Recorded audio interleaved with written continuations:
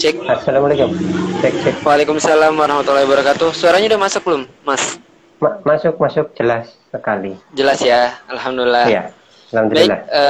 sambil menunggu teman-teman yang bergabung mungkin kita coba mulai dulu ya. Afan ini mungkin aneh karena masih di perjalanan terus mampir ke tempat makan jadi karena belum nyampe, kayaknya nggak keburu sampai rumah sepertinya kayak itu. Oh Baik. ya, nggak apa-apa. Kita buka ya. Bismillahirrahmanirrahim. Assalamualaikum warahmatullahi wabarakatuh. Waalaikumsalam warahmatullahi wabarakatuh. Alhamdulillahirrabbilalamin. Wabihi nasta'in wa ala alihi wa umurni wa din. Assalatu wassalamu ala asrafil anbiya wal mursalin wa ala alihi wa sahbihi ajmain amma ba'du. Segala puji bagi Allah SWT yang telah memberikan kita nikmat, karunia, taufik dan hidayahnya, baik itu nikmat iman dan Islam, sehingga akhirnya kita sampai hari ini masih diberikan kesempatan untuk merasakan manisnya Islam. Salawat dan salam mari kita curahkan kepada junjungan kita Nabi Allah Muhammad SAW, kepada para keluarganya, para sahabatnya, dan kita selaku umatnya. Mudah-mudahan kita senantiasa mendapatkan syafaatnya hingga yaumil qiyamah kelak. Amin ya rabbal alamin.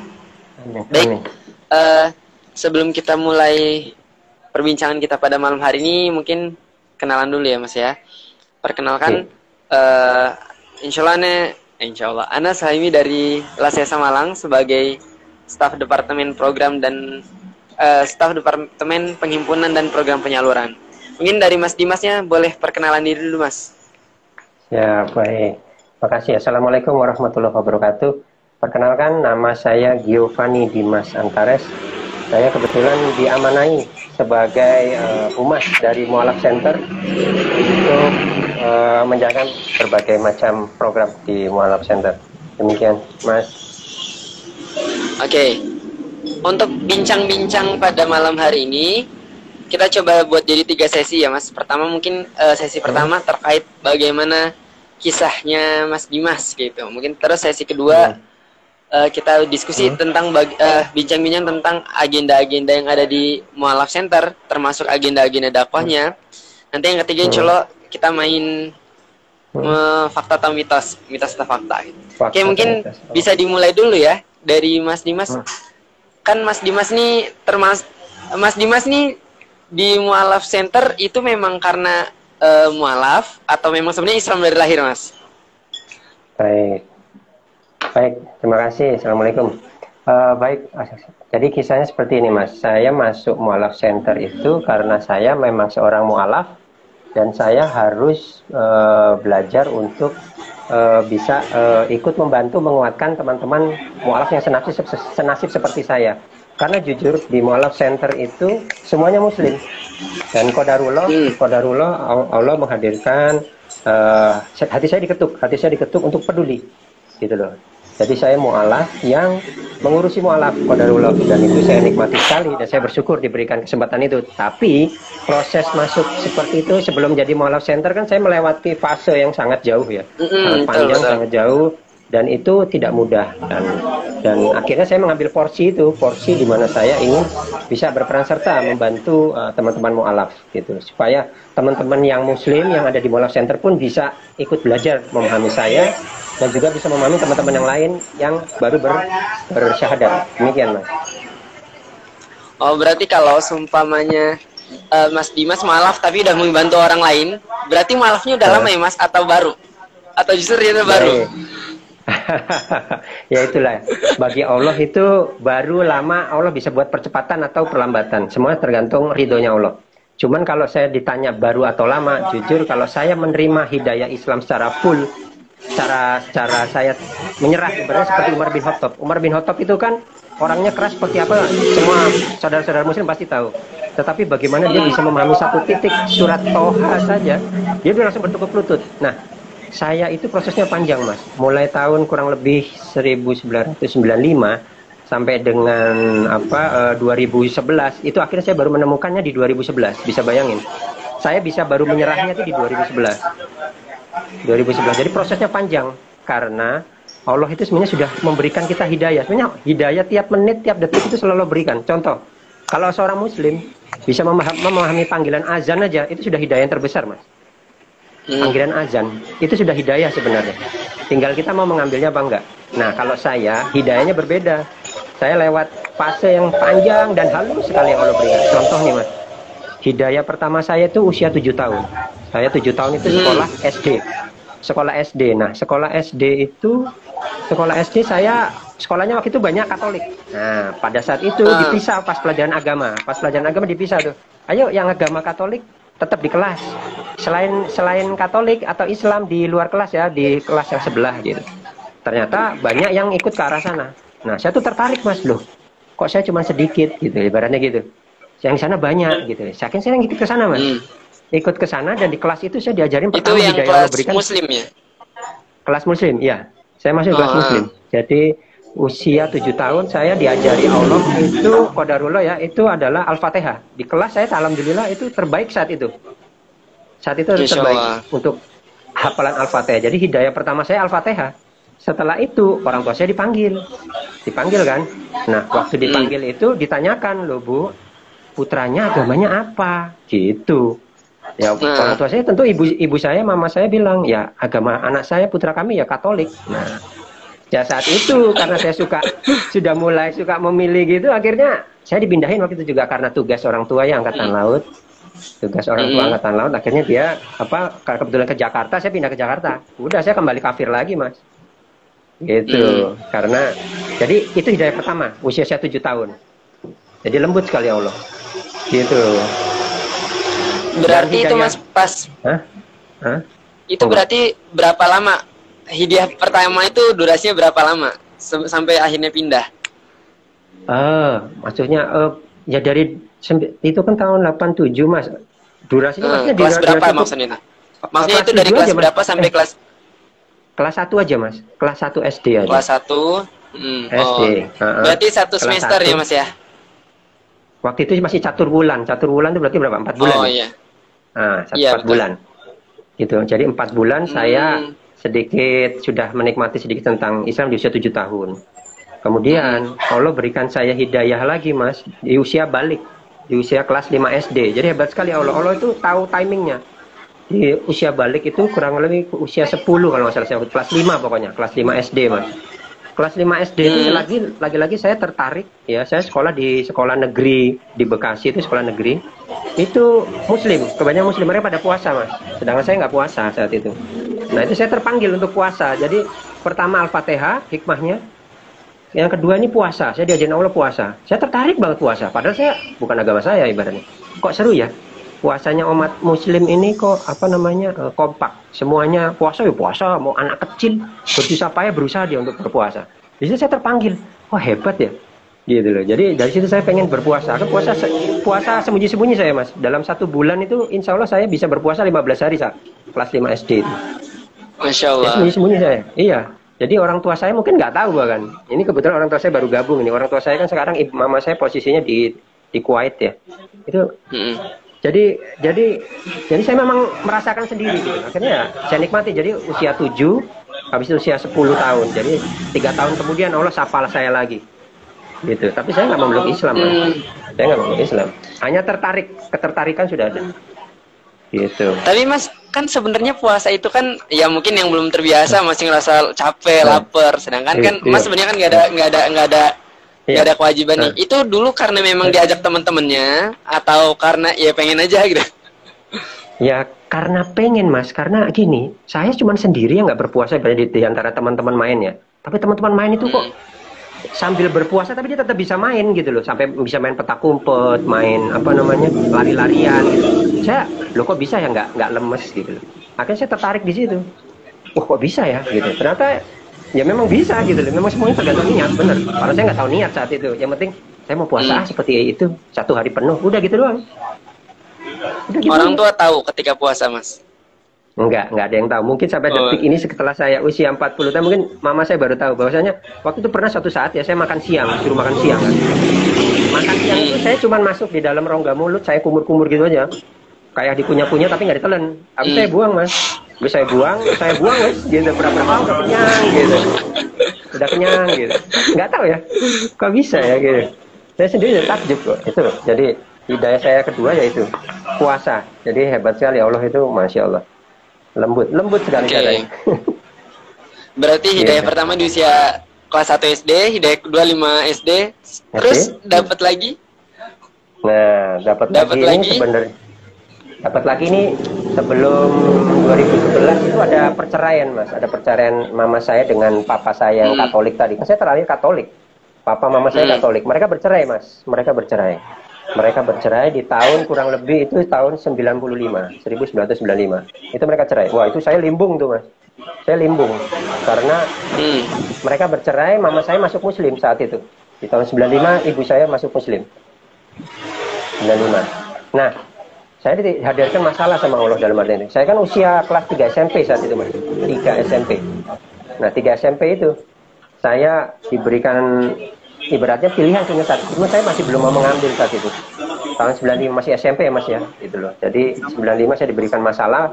Papa mama saya cerai, mama saya masuk Muslim, papa saya tetap di Katolik. Papa saya tetap Katolik. Gitu, Mas. Nah, itu. Mulai dari titik itu saya mulai ada harus mencari jati diri. Saya ini agamanya harus apa nih? Mama sudah Islam, papa Katolik. Tapi saya tetap masih di Katolik saat itu. Saya masih ingat sekali, saya masih di Katolik saat itu. Gitu, Mas. Dan akhirnya akhirnya yang membuat pertimbangan besar akhirnya Mas memilih Islam apa? Nah, ini dia, Mas. Jadi yang terakhir ini di 2011, Mas. Kebetulan saya lulus kuliah tahun 2003. Saya 2005 itu ke Amerika Serikat. Jadi hidayah itu malah turun. Saya malah turun full itu di tahun 2011. Pada saat saya malah posisinya 2010-2011 lah. 2010 akhir. Itu pada saya di negeri orang kafir. Ibaratnya mayoritas kan Nasrani di sana. Tetapi Allah malah itu karir saya lagi bagus, Mas. Karir saya lagi tinggi, lagi di puncak. Fasilitas saya dapat full. Habis itu saya disapa begini, Mas. Pada saat saya punya semuanya, tapi saya tidak merasakan kebahagiaan atau hampa, kosong. Ibaratnya Mas makan tapi nggak kenyang. Mas minum tetapi nggak dahaga itu nggak hilang. Nah, itu saya mencari jawaban di situ, Mas. Kok bisa ya? Saya bisa membantu orang, uang saya banyak, tapi saya nggak bisa menerima ketenangan atau kebahagiaan itu sendiri. Mungkin sekarang kurang lebih yang dirasakan sama Hotman Paris sebenarnya. Hotman Paris itu sebenarnya dia sudah masuk dalam fase-fase itu, iya kan? Sekarang tuh Hotman Paris ini sudah masuk fase di situ, Mas. Cuman kalau dia terus menampis itu, wah, ya, sayang ya, gitu. Gitu, jadi hampa, Mas, hampa. Jadi kita punya segalanya, tetapi tidak bisa melakukan segalanya. Bukan itu yang dicari atau dibutuhkan. Nah, itu saya mulai mencari, loh kok bisa ya? Karena gini, Mas, waktu di Katolik, saya hidup di Amerika ya, otomatis kan saya berdampingan dengan orang Nasrani. Tapi kenapa saya tetap berbuat dosa? Contohnya begini, Mas. Kalau kita di Muslim, kita tahu Homer itu haram. Berarti kita harus menjauhi, ya kan? Di Katolik, kita tahu minuman keras itu juga nggak boleh, mabuk-mabukan. Tetapi kenapa tiap detik mereka minum-minum? Padahal itu di lingkungan Nasrani. Ya karena mereka memahami agama mereka, tetapi mereka tidak berjalan di atas kebenaran agama mereka. Mereka hanya mendengar, tapi tidak menjalaninya. Sama seperti di Muslim. Seperti di Muslim. Contoh, kita tahu nih, Mas, riba itu musuh terbesar lah, dosa paling besar setelah syirik. Tetapi kenapa kita masih menyentuh riba? Bukan masuk untuk menyinggung ya, Mas ya, tetapi kenapa kita masih itu? Jadi kita masih mendengar bahwa riba itu dosa besar, tetapi kita tidak berjalan di atas kebenaran itu, tidak meyakini itu. Jadi di mana itu? Setiap hari kita membaca Al-Fatihah, ya karena budu, ya karena nasta'in, kita kan minta hidayah jalan yang lurus, Mas. Nah, di situ makanya. Dari saya mulai banyak timbul pertanyaan saat itu waktu saya di Katolik. Harusnya saya beragama menjadi lebih baik. Ternyata enggak. Gitu. Dari situ saya mulai pencarian. Akhirnya, itu pertama. Saya memeluk agama jadi bukan menjadi lebih baik, tapi menjadi tetap buruk, tetap banyak dosa. Itu, Mas, sama pencarian kebahagiaan tadi. Gitu. Kalau boleh diceritakan siapa orang yang berjasa yang telah akhirnya membantu Mas Dimas menemukan apa yang dicari dan prosesnya mungkin. Iya, Sebenarnya Allah itu bisa menggunakan instrumen apapun, Mas. Cuman saya pada saat itu murni jujur, Mas. Saya waktu itu memang lagi dekat dengan seorang wanita yang sekarang menjadi istri saya. Tetapi dia tidak menggiring saya untuk menjadi muslim. Tetapi dia tidak menggiring saya menjadi muslim, tidak. Jadi dia hanya sebuah gerbang. Kalau gerbang itu saya masukkan, kalau saya masuk dalam gerbang itu, baru Allah turunkan. Nah, Allah hadirkan yang bersangkutan itu bukan menggiring saya menjadi muslim, tidak. Bahkan dia tidak memasuk, oh, kamu kan Katolik gini-gini, kayak ada diskusi kecil. Enggak pernah. Saya murni. Jadi istri saya itu yang sekarang jadi istri saya itu hanyalah sebuah gerbang, tapi bukan dia 100%. Tetapi saya benar-benar murni. Saya berkomunikasi dengan diri saya yang paling dalam. Saya muhasabah, Mas. Saya muhasabah melihat itu tadi. Mulai dari usia 7 tahun, 10 tahun, itu saya muhasabah saya. Di situ saya menemukan jawaban. Saya menemukan jawabannya di situ. Jadi saya bermuhasabah, saya bertafakur, apa namanya itu ya. Itu saya introspeksi ke diri saya sendiri. Dan saya bertanya waktu itu sama alam semesta ini. Ya Tuhan, jika engkau memang nyata, gitu, tunjukkan kebesaran-Mu. Gitu. Saya cuma ngomong gitu aja. Dan Tuhan sebetulnya masih Tuhan. Gitu. Tunjukkan saja kebesaran-Mu. Gitu. Akhirnya ya benar. Fase saya dibuat semakin dekat dengan Islam. Semakin tertarik. Gitu. Gitu, Mas. Oh, Masya Allah ya. Oke, berarti lu memang ternyata hidayahnya sebenarnya udah datang dari awal banget nih. Cuman memang kadang-kadang berarti bener ya Mas, kalau ada istilah yang sebenarnya hidayah itu datang setiap saat. Cuman kitanya aja yang lalai ya Mas ya. Betul, Oke, setuju. Mas, mungkin selanjutnya mau nanya, kenapa sih akhirnya tergerak untuk andil dalam MCI gitu? Oke, baik. Ketemu MCI-nya mulai kapan? Terus kenapa mengambil di sana? Baik, saya masuk Islam berarti pas saya bertukar lutut. Saya masuk di Mu'alaf Center itu kurang lebih di 2018. Jadi baru 3 tahun saya kurang lebih. Nah, rentang waktu 6 tahun dari 2012 sampai 2018 ini, Mas, saya selalu berdoa, Mas. Saya berdoa sama Allah begini. Ya Allah, sekarang aku Muslim. Buat diriku ini menjadi manfaat untuk agamamu. Saya hanya bilang seperti itu sama Allah. Buat diriku ini menjadi manfaat untuk agamamu. Karena saya jujur, Mas, dari usia akil balik selama kurang lebih 25 tahun saya kan sebagai di kafir itu kan berarti saya melakukan dosa syirik toh, Mas. Tuhan saya 3 ibaratnya. Kan dosa terbesar itu ya. Sedangkan saya baru menjadi orang yang benar mulai 2012 sampai sekarang, baru 9 tahun. Saya gimana? Saya berpikir saat itu, akal saya menggiring saya begini. Saya lebih menabung dosa 25 tahun. Saya baru benernya baru 9 tahun. Saya harus mikir nih, percepatannya gimana nih saya supaya memperberat timbangan di mizan nanti di yaimul hisab nanti. Gimana caranya? Saya harus minta sama Allah, gimana ya Allah? Akhirnya saya ditemukan. Suatu saat saya gabung di komunitas namanya Terang Malang. Di Terang Malang itu ada seorang namanya Mas Rizky, dia bilang, "Mas, sampean kan mualaf, ada lo di Malang Mualaf Center, coba aja gabung." Dia ngomong gitu. Gabung itu sebagai orang mencari ilmu, Mas. Saya gabung, Mas. Saya bergabung. Nah, di situ saya mulai tertarik. Loh, begitu saya kenal pengurusnya, ternyata semua pengurusnya Muslim. Semua pengurusnya Muslim. Dari situ saya tergerak. Apa ini ya petunjuknya Allah? Saya ingin menjadi relawan. Tadi saya ingin jadi relawan, Mas. Karena insya Allah saya tahu lah apa saja yang dihadapi orang para mu'alaf itu, mulai dari dia bersyahadat itu, waduh, luar biasa, Mas. Ujiannya luar biasa. Ujian keimanannya luar biasa. Dari situ saya terpanggil, Mas, di 2018.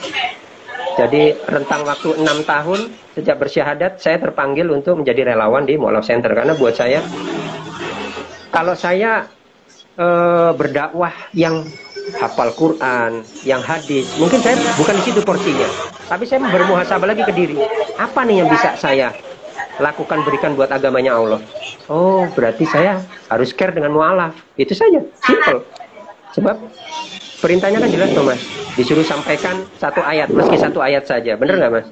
Nah, ya, dari situ saya terpanggil. Kalau saya belum bisa apal ribuan ayat, kenapa saya tidak mulai dari 1 ayat terkecil? Paling tidak Al-Fatihah lah, atau 3 kul lah, ya kan? Itu saja. Atau syahadat. Memaknai syahadat pun itu, wah, kalau mungkin berat sekali gitu. Dari situ saya, ya udah, saya pilih ini aja. Saya ambil porsi ini, gitu aja. Udah, bismillah lah. Gitu. Selama di mualaf center, kan Mas udah bantu banyak orang juga nih mualaf-mualaf lainnya. Sebenarnya apa sih kesamaan cerita dari setiap mualaf? Maksudnya dari para mualaf ini punya kesamaan problematika nggak sih, Mas? Oke, kalau problematika yang dihadapi setelah mereka bersyahadat maupun sebelum bersyahadat kurang lebihnya hampir sama, Mas. Polanya begini. Sebelum bersyahadat, mereka itu pasti akan ada bimbang, takut, ragu. Sebab gini, pada saat mereka setelah bersyahadat, mereka akan menghadapi pengusiran, ibaratnya mereka aksesnya ditutup, uang, dana, kalau seandainya masih ikut orang tua, uangnya itu akan diputus. Jadi mereka dibuat ketakutan akan duniawi. Mereka dibuat ketakutan akan duniawi. Itu yang akan dihadapi oleh para mu'alaf. Jadi dia, saya harus tempat tinggal di mana ya? Tinggal di mana ya? Gitu. Kalau saya harus lari dari keluarga saya untuk meluk Islam. Nah itu ketakutan pertama, Mas, yang harus dihadapi para mu'alaf itu kasihannya di situ, Mas. Mereka akan dibenci. Ada yang bahkan sampai diancam mau dibunuh pun ada, Mas. Mau dibunuh, jadi dia nggak bisa pulang ke daerahnya. Contoh ada orang Ambon tempo hari, dia nggak bisa pulang ke Ambon karena kalau dia pulang Ambon mati dia, Mas, mati. Bisa bayangkan seperti itu. Dia mau menerima hidayah Islam tapi taruhnya nyawanya diri sendiri, dan itu kebanyakan orang Muslim nggak tahu, Mas. Banyak orang Muslim nggak tahu. Dia pikir begini, Mas, mereka pikir begini, mereka kan sudah bersyahadat, toh mereka usianya udah dewasa, belajar pasti cepet lah, nggak segampang itu. Sekarang saya kembalikan ke Mas Suhaimi. Pada usia 8-9 tahun keislaman, Mas, bisa apa aja, Mas? Kalau ya insya Allah lah ya. Tapi kan setiap orang pasti memang berat, maksudnya. Betul. Nggak semua orang beruntung untuk usia 8 tahun bisa belajar sebanyak itu intinya. Nah, sudah di situ. Bisa bayangkan usia 8-9 tahun seorang muslim terakhir muslim, mereka sudah bisa apa? Sekarang kita balik. Usia 8-9 tahun keislaman seorang mu'alaf bisa apa, Mas? Nggak bisa apa-apa, Mas. Nggak bisa apa-apa. Dari situlah saya terketuk untuk menyuarakan mu'alaf, karena saya juga mu'alaf, biar muslim atau kita sebagai muslim paham bahwanya itulah kenapa Allah mengistimewakan 8 golongan asnaf sebagai penerima zakat, dan itu yang akan dimuliakan. Dari situ, Mas. Luar biasa. Luar biasa. Maka saya ambil porsi itu. Golongan asnaf ada 8 ya, insya Allah, Mas. Mas lebih paham lah. Iya. Dan saya mengambil porsi memuliakan mu'alaf. Karena saya ingin berdampingan dengan Rasulullah. Kalau nggak salah hanya sejengkal ya. Sejengkal gini ya, Mas. Iya nggak? Ya saya pengen cari itu, Mas. Karena makanya itu. Jadi seperti itu. Jadi itu yang dihadapi mu'alaf pertama kali adalah ketakutan akan duniawinya. Manusiawi sebenarnya, Mas. Gitu. Oke, sejauh ini, Mas, setelah kan berarti dari 2018 3 tahun di MCI. Teman-teman MCI sebenarnya sudah melakukan apa aja sih untuk mualaf-mualaf yang ada di Malang? Mungkin kita perlu tahu treatment-treatmentnya dan lain-lain. Baik, siap. Mualaf Center itu sebenarnya kalau di Malang berdiri insya Allah tahun 2015, Mas. Insya Allah 2015. Nah, rentang waktu kalau sejak saya masuk di 2018 itu mereka saat itu konsennya di kota ya. Kota tempo hari itu data masih ada sekitar kurang lebih 60 mualaf, Mas, dari ikhwan dan akhwat, kurang lebihnya 60. Pembinaan yang dilakukan adalah sesinya itu adalah konseling, sesinya adalah pendidikan akidah Islam dan sebagainya, toharoh, terus sholat dan sebagainya, Mas. Nah, yang dilakukan pembinaan selama ini, pendampingan selama ini adalah seperti itu. Sama ini, Mas, advokasi hukum. Jadi contoh advokasi hukum kami dari mereka ada yang harus bercerai, kita harus bantu gimana proses perceraiannya, atau mungkin mereka kesulitan untuk mengurus KTP KK karena kependudukannya ditahan sama orang tuanya, nah, kita harus bantu. Jadi seperti itu, karena mereka kadang lari dari rumah cuma bawa pakaian, Mas, bahkan nggak tahu kemana, nggak tahu, Mas. Dari situ kita mulai melakukan ini. Jadi pembinaan untuk pendidikannya kita bina, konseling kejiwaan psikisnya juga harus kita bina karena transisi. Ketiga adalah ini, Mas, ekonomi juga, pembinaan ekonomi harus kita pikirkan karena mereka harus berdiri sendiri. Keempat itu adalah tadi penguatan akidahnya. Gitu, Mas. Jadi 4 fase untuk kota ya. Itu sampai 2018 insya Allah. Sedangkan rentan 2018 sampai 2021 sekarang ini pertumbuhan mu'alafnya ini malah kebanyakan rada ke pinggir, Mas, bukan di kota. Apalagi sejak Covid. Sejak Covid itu kebanyakan orang kan pulang kampung ya Mas ya, ke kampungnya masing-masing. Iya benar. Jadi orang nggak terpusat di kota, jadi malah pertumbuhannya di pinggir ke daerah. Jadi seperti di Malang Selatan, seperti Ngadas ya, dekat Bromo itu Ngadas, Poncokusumo itu masuk binaan kita juga. Terus masuk ke Sri Mulyo, Dampit itu masuk juga, ada 3 dusun di sana. Itu luar biasa sekali. Sama Kalipare itu Malang Selatan sana. Itu ada lagi Donomulyo gitu-gitu Mas. Nah itu kita pembedanya sampai ke sana karena di tengah kota rada melambat pertumbuhan Islam untuk apalagi sejak pandemik ya, jadi malah ke pinggir. Dan yang luar biasanya nih Mas, kita pernah membina satu dusun, kita mencatat satu dusun dalam 1 bulan tuh yang bersyahadat 40 orang Mas. Dalam 1 bulan itu di Sri Mulyo Dampit. Insya Allah dusunnya namanya Cager kalau nggak salah dusunnya itu 40 orang bersyahadat dalam Januari 2021. Di Januari 2021.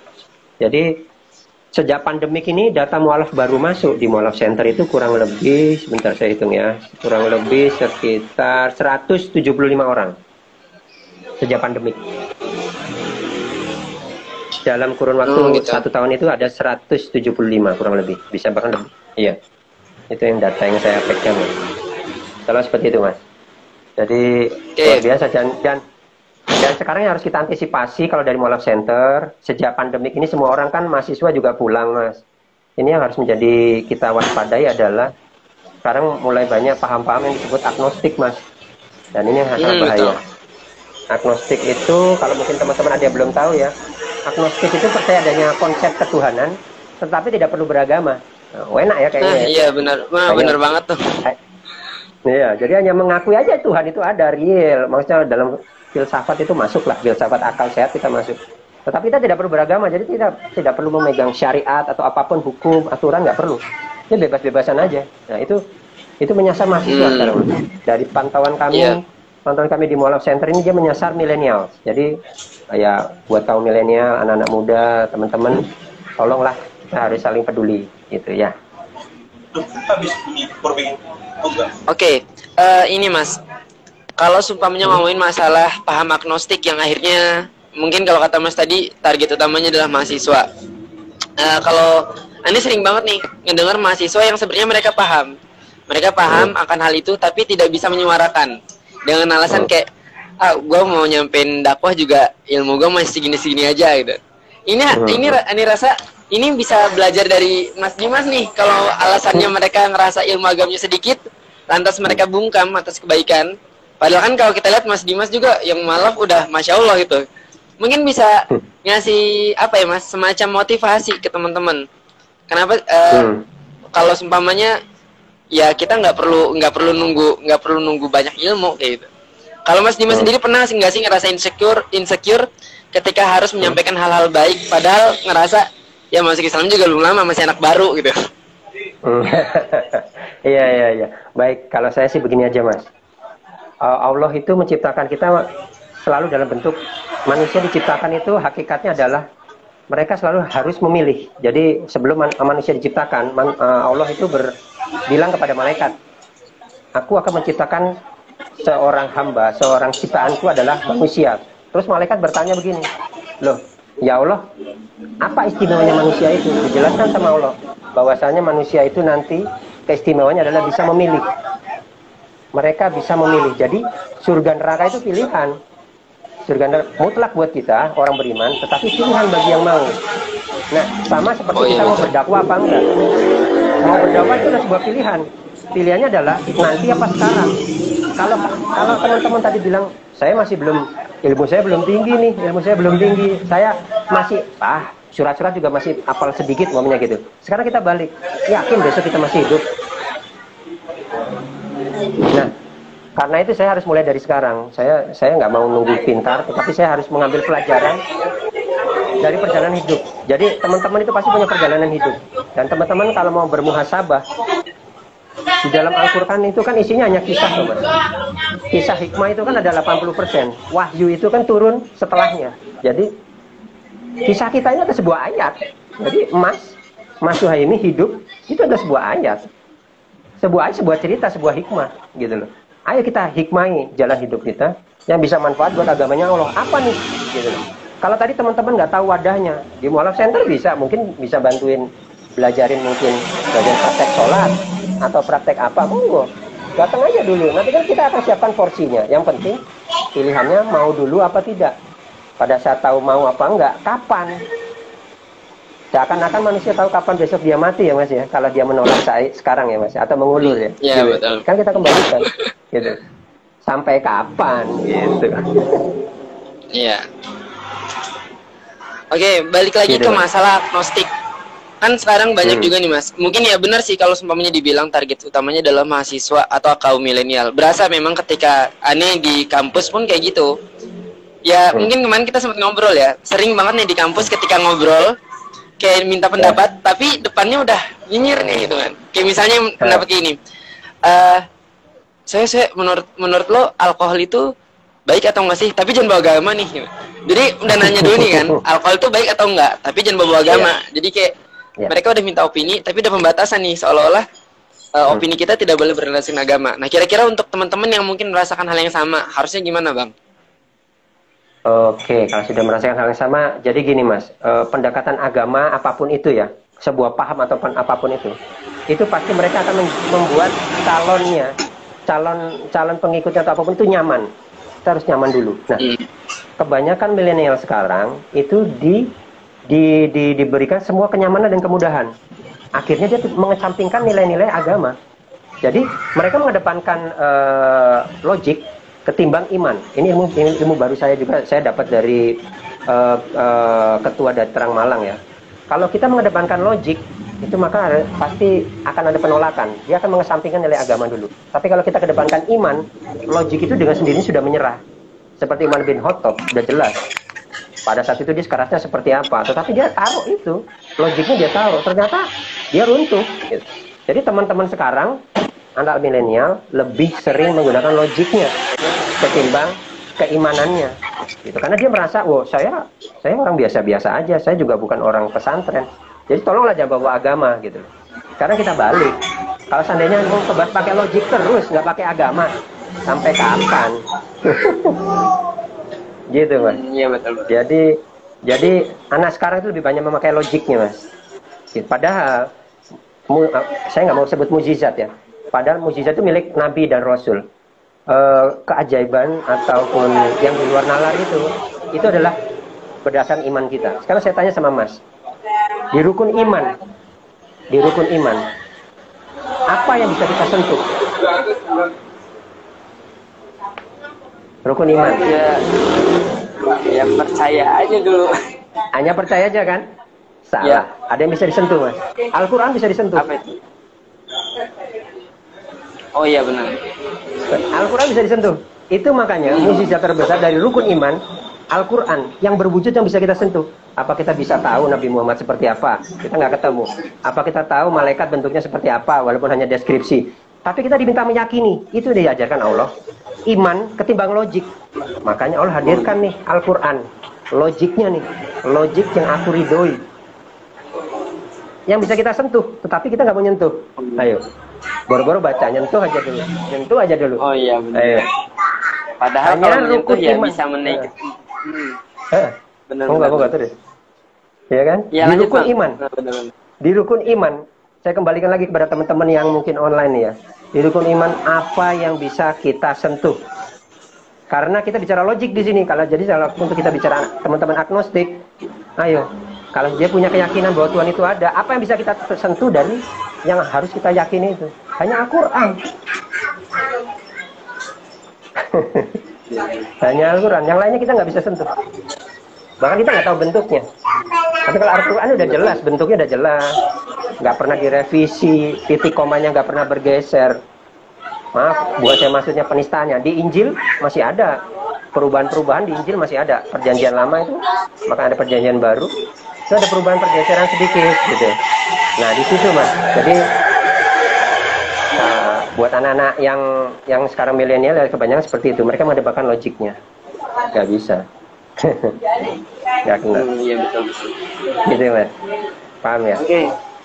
Ya Masya Allah ya, ternyata banyak banget sebenarnya yang kita juga luput dari semua itu. Oke Mas, karena waktu ya. Eh, Gimana? Aneh sekarang ada di sebuah tempat yang mungkin mau tutup tempatnya. Mungkin kita lanjut ke sesi Iya. berikutnya. Heeh. Kita mau, Ani mau nanya mitos atau fakta? Oke mas, Oke. mitos atau fakta? Pak. Kalau yang beredar di masyarakat adalah katanya mualaf itu punya semangat dakwah yang lebih kenceng, semangat belajar agama lebih bagus daripada yang Islamnya udah lama. Mitos atau fakta mas? Menurut mas sendiri? Itu fakta. Itu fakta. Fakta, Mas. Fakta. Karena Kenapa tuh mas? mereka ingin, karena mereka pengen mengejar setelah dia menyia-nyiakan waktu menjadi kafir itu, melakukan syirik itu kan kafir, itu kan syirik sebenarnya. Dia akan mengejar waktu ketertinggalan itu. Makanya Allah ganjar pada saat setiap mu'alaf baru bersyahadat, dosa yang lalu akan dihapuskan insya Allah. Tetapi timbangan kita kan masih ringan, Mas. Nah, dari situ dia harus mengejar. Nah, mengejar ketertinggalannya itu dia harus berlari mengejar surganya, gitu, Mas. Oh, oke gitu ya teman-teman. Berarti kalau seumpamanya dibilang ya mualaf lebih semangat, ya fakta. Jadi tugas kita adalah membalik itu. Masa teman-teman mau kalah semangat sama yang mualaf, yang anak baru istilahnya ya?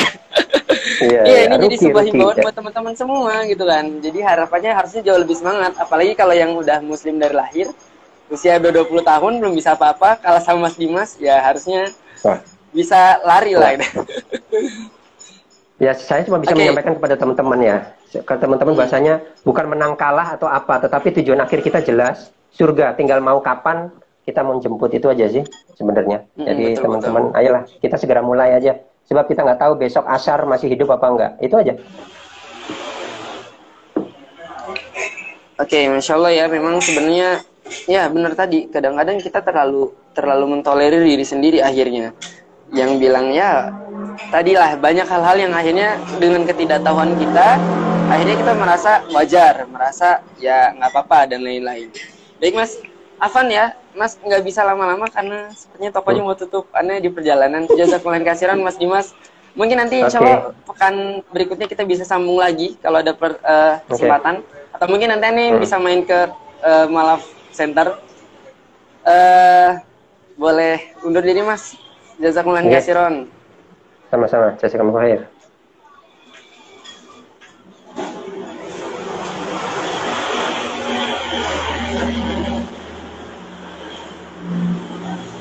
Oke, baik teman-teman. Jazakumullah khairan atas waktunya, atas keikutsertaan teman-teman dalam diskusi kita malam ini. Assalamualaikum. Anda nggak bisa terlalu lama karena hari ini sedang di perjalanan, terus ini mampir di tempat dan sebenarnya tempatnya yang tutup. Ya, karena memang ternyata banyak hal yang harus kita perhatikan dalam kondisi umat Islam, bukan hanya dari teman-teman yang sudah muslim, bukan hanya teman-teman yatim dan duafa, tapi ternyata ada saudara muslim kita yang mungkin baru bergabung dalam Islam dan membutuhkan bantuan kita. Kenapa akhirnya kami memilih MCI? Karena memang MCI adalah salah satu mitra kita dari LASESA Malang sebagai salah satu tempat untuk menyalurkan bantuan kita terhadap asnaf-asnaf mualaf. Baik, jazakumullah khairan teman-teman semuanya. Assalamualaikum warahmatullahi wabarakatuh. Assalamualaikum warahmatullahi wabarakatuh. Assalamualaikum.